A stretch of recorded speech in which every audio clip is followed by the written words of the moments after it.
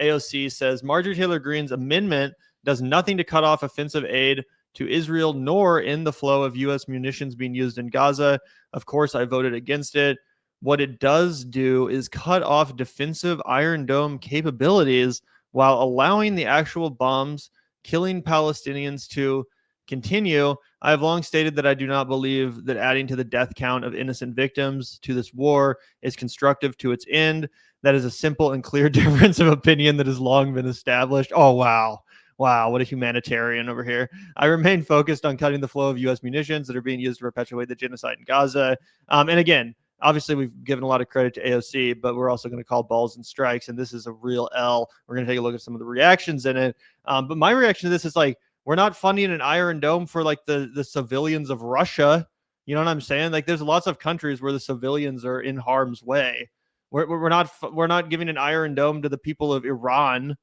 And we are funding Israel, who's bombing the fuck out of Iran and creating a massive threat for their citizens. And by the way, I wouldn't support that either. It's not like, as much as I care about the Iranian civilians. No, I don't think it's a good use of U.S. taxpayer money to spend hundreds of billions of dollars a year to maintain this weapons defense system so that this country can be a perpetual aggressor, so that they can be perpetually at war with its neighbors and get away with it. Like, that's just not a good use of taxpayer money. And even if Israel, like, if you thought it was totally innocent, they've proven to have a lot of blood on their hands. And if you're going to punish them in any way, if you're going to hold them accountable in any way, at least a threat to that weapon system or that defense system would be leverage. The fact that AOC doesn't understand that and she thinks that we should continue to fund this genocidal country is pretty crazy. Specifically after, she cried on the floor of Congress not that long ago after voting for the Iron Dome itself. I was disappointed in this. I was hoping that AOC had evolved in a kind of post-Zoran environment, but what was your thoughts? Yeah, there's so much to say. Obviously, I was also hopeful. We just had a conversation with Edinger Mentum the other day saying, hey, is AOC going to see the writing on the wall? Is she going to see, hey, Zoran was able to, just trailblaze with his progressive message because he didn't indulge in any of their talking points. He didn't, bend the knee at any point. He was, honest, earnest, but he was, stood firm in his values. Is she going to do the same? And immediately, 3 days later, she folds, she bends the knee like this. A couple of people on Twitter pointed out that if the International Court of Justice ever did prosecute the United States politicians, the easiest case they would have would be AOC, because she will both call it a genocide and then say that she wants to give them more money. Like, it's an absolutely insane thing to do, to say, I'm willing to send more aid. I'm voting against you prohibiting aid to this country that in the same breath I'm going to declare as doing a genocide. That'd be like saying, hey guys, I understand that the Nazis are doing a lot of bad stuff, but did you look at what happened to Dresden?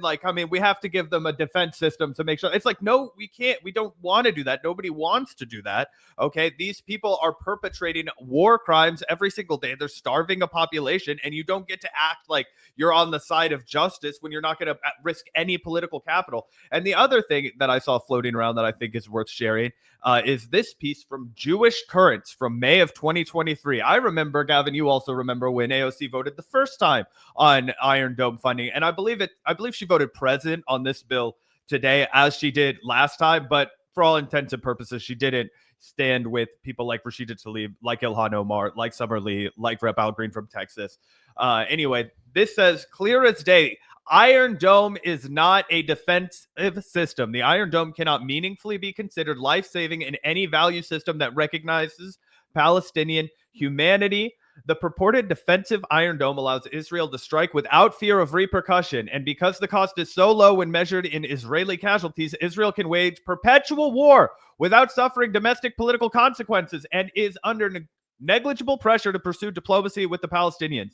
In theory, a weapon like the Iron Dome could be used only defensively, but in practice, it doesn't work that way, said analyst Nathan Thrall. So hear us now. We tell you pretty clearly, it is not a defensive weapon. Just as nothing that is a piece of equipment that's going to be used for war and murder is ever truly defensive. But a lot of people came out and said, hey, AOC, this is a bad move. Yeah, 100%. Let's take a look at some of those reactions. Also, speaking of Nazis, apparently Destiny's in our chat right now. A literal sucker of Nazi penis. LOL. A literal sucker of Nazi penis is in our chat right now. So everyone, take a moment to say hello to Mr. What do people call him? Sex Pestiny? Sex Pestiny. Mr. Barinelli. Mr. Borelli. Hello. There you go. Either way. This dude got famous for letting his wife fuck other dudes on camera. Wow. And then went off to suck a literal Nazi's penis. Either way, that's, not any of my business. Have But fun in America's armpit mouth. Kyle says this is pathetic. And again, Kyle is not one of these Jimmy Dore types who's like allergic to fucking, giving credit to AOC. No, Kyle's been out here, he's more than willing to give credit to AOC. Kyle will even give credit to people that aren't as good as AOC is when it comes to Israel. Even people like Jasmine Crockett, Kyle has given credit where credit is due. It's not like he's allergic to giving credit to squad members or people like AOC, but he says this is pathetic. We have another one here from Mike from PA. This is painfully childish analysis. Either you are attempting to do something for a purely politically cynical reason, or your advisors are some of the most incompetent in Washington. Mike Figueredo, this is indefensible. A country doing a literal genocide should get $0. Again, 100%. If nothing else, then for leverage to get them to stop doing the fucking genocide. And even Trump, who's a fucking insanely pro-Zionist, pro-Israel president, has been humiliated by Israel now time and time again, telling them to do things only for them to blatantly ignore his orders, right? So, it's completely humiliating. But I totally agree with Juniper as well. We should not be supporting the Iron Dome at all. Agreed. So what do you think, Zach? Do you think that if AOC is in this position, was it the right thing to put out this statement? Or if you were her, would you just, fucking try to move on and not bring any more attention to this disaster? Yeah, that's a good question. If I'm her PR person, I'm telling her to vote with Rashida Tlaib, Ilhan Omar, Summer Lee, and Al Green, obviously. But assuming that's off the table, my advice to her would be to log off. Yeah, for sure. And I would say to just, take some time off of Instagram Live, make some innocuous posts for the girlies and the more like, let's just watch AOC for, more Instagrammable content, right? That kind of thing, which is, a way that she connects with people. But I think it's disgusting. I think it's bad politics. I think that it flies in the face of her brand. And I think that she is going to suffer some consequences for this. Like, I think this is a bad look for her moving forward because she's not going to be able to make any votes that take a backbone, right? She'll just roll over. She'll vote present. And I hate that more than when Ro Khanna just comes out here and is like, no, I'm not going to vote on this. Like, you know what I mean? Because at least that's a position. Then I can at least hound you for it. Then I can at least be like, all right, you took a bad fucking vote. But AOC, she wants to have her cake and eat it too. She wants to come out here and be like, I do know it's a genocide and I do know it's really bad, but I also, am only doing this in the way that's actually woke and galaxy brain to support Israel so they can defend themselves. So it's actually good. It's like, no, dude, you're just lying to your constituents. Yeah, 100%, 100%. Pretty embarrassing shit. Like I said, guys, I was really hoping that in the post-Zohran victory era, people like AOC would have a little bit more guts when it comes to stuff like this. Because as you said, Zach, Al Green voted for this. Fucking Rashida Tlaib, Ilhan Omar. Do we really think these people are all going to be like fucking immediately lose their seat? No. Like, what the fuck do you think is going to happen? They're going to be fine.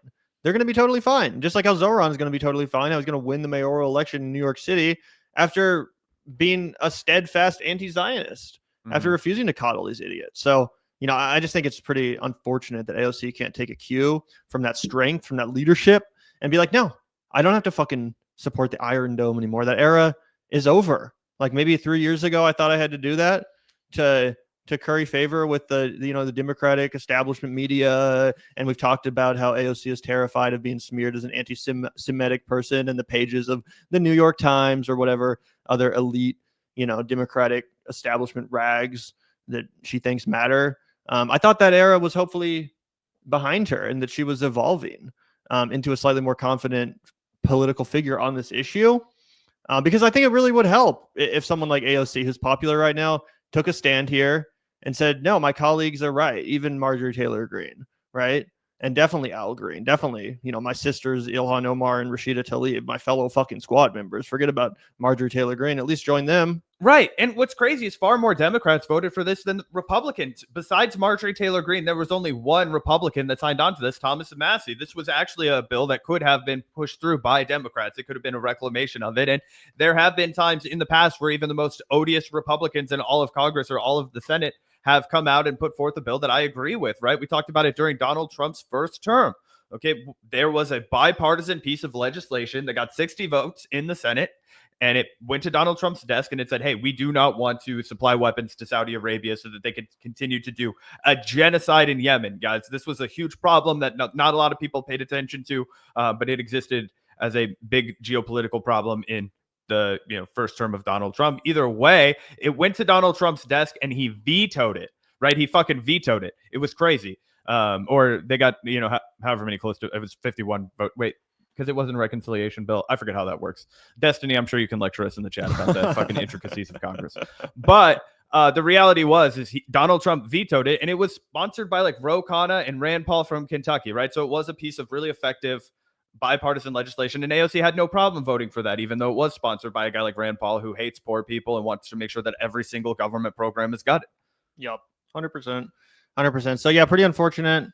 Did you want to talk about the Ro Khanna one at all? Or yeah, and I also wanted to ask you really quickly, because this came out shortly after AOC made her vote, and 2 hours after she had that tweet, Senator Bernie Sanders comes out here from his Twitter account and says Netanyahu's atrocities are not limited to Gaza. He has also unleashed terrorist settlers in the West Bank who attacked civilians and recently beat a young American to death.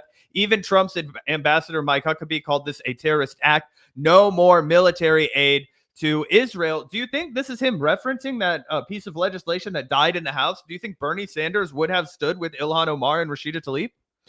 I kind of doubt it. Me too. Because that's why he is talking about, I think when he says military aid, he's unfortunately probably not talking about the Iron Dome, but he definitely should be. And I mean, we'll see if he has the chance to clarify that. Yeah. I'm guessing he's probably pretty glad that he won't have to, take a stand on that specific, amendment that Marjorie tried to put through.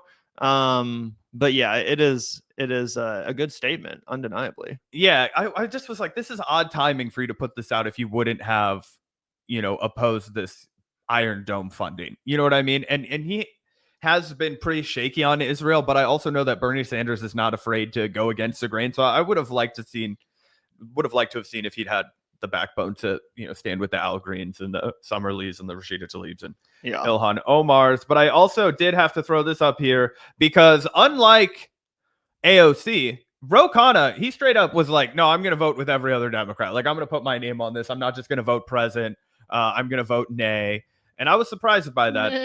And so were a lot of other people. So I called that out yesterday. I know he sees all of our fucking tweets, so I always take the time to tweet directly at Ro Khanna because I know it'll trigger him. And he's done some decent stuff too. You got to give credit. He did some Epstein bill or some shit. He did for sure, but I just don't like him because he'll turn around and do stupid shit like this sometimes. I'm like, yeah, what the so will AOC. I know, and we're out here hyping her up as the new fucking leader. Of the left, if Ro Khanna had a chance of winning the Democratic primary, I might think twice about it. But I'm just saying, I also I'm very critical of Ro Khanna, but this is crazy to vote. Oh yeah, it is. It definitely is. Either way. That's that. A little bit of a bummer from AOC, a little bit of a bummer from Ro Khanna. I think that we're watching right now the slow separation of who is going to be the future of the Democratic Party. And fortunately, we have Summer Lee. Fortunately, we have Rashida Tlaib. Fortunately, we have Ilhan Omar. And I have been repeatedly impressed by Rep. Al Green ever since he stood up against the State of the Union and was like, fuck you. The people in my state are going to lose their health care. We need health care in Texas. And vindicated across the board. Yep. The dude's been, a huge political, advocate, soldier. Anyway, I'm glad that wasn't just a one-off kind of performative thing. Because at the time I was like, who is this guy? I've never heard of him. Did he endorse Bernie Sanders? But he's actually standing out as a real, someone who's on the right side of history when it comes to this shit. 100%.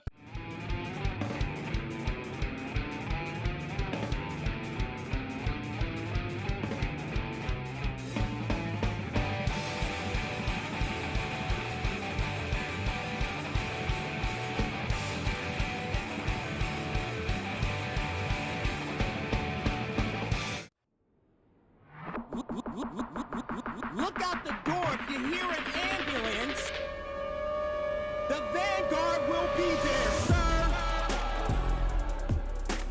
The vanguard will be there, sir.